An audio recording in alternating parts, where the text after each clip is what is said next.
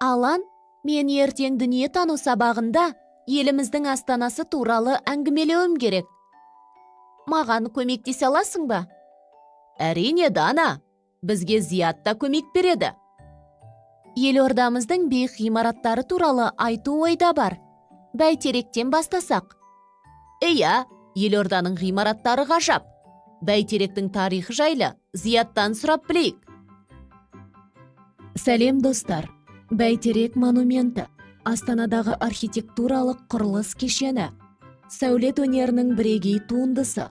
Елорданың ең көрнекті ғимараттарының бірі.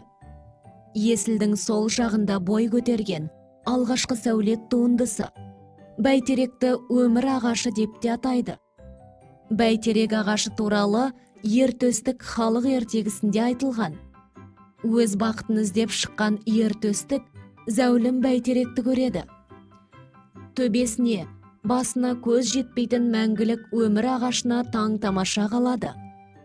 Осы ағаштың нақ төбесіне ұя салған самұрық құстың алтын жұмыртқасын алады. Сөйтіп бақытты баянды ғұмыр кешеді.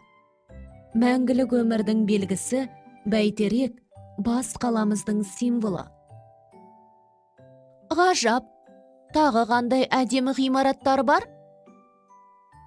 Елордамыздағы әрбір ғимарат ерекше. Мысалы, бейбітшілік пен келісім сарайы, пирамида секілді. Тәуелсіздік сарайы да ерекше. Қазақ елі монументі өте биік. Нұр Астана мешіті мен Хазірет Сұлтан мешіттерінің орны бөлек. Цирк ғимараты ғарыштан ұшып келген тәрелке секілді. Хан шатыр ойын-сауық орталығы аты айтып тұрғандай шатырға ұқсайды.